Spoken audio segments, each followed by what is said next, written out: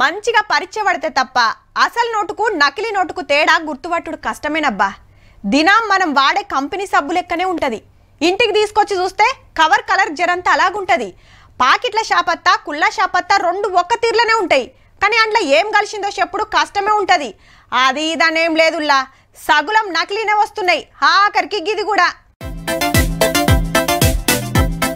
Bottle చూపించుకుంటా ఆఫీసర్ను పిలిచి ఏదో order వేసిండు సారు. జరసేపటికే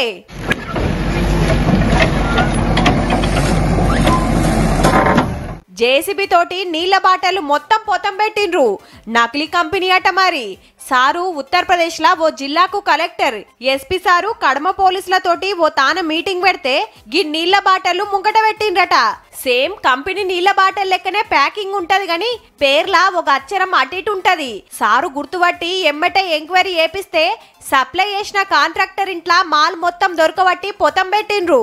అత్తర బుత్తర ఫిల్టర్ చేసి డమ్మి లేబుల్ పెట్టి కంపెనీ అని అమ్ముతున్నారన్నట్టు. ఖుద్దు జిల్లా కలెక్టర్ మీటింగ్ కు కూడా గవ్వే సప్లై చేసిండంటే మనోని ధైర్యానికి మెచ్చుకోవాలే పో. నీళ్ల దందా అట్లా నడుస్తుంది మళ్ళా.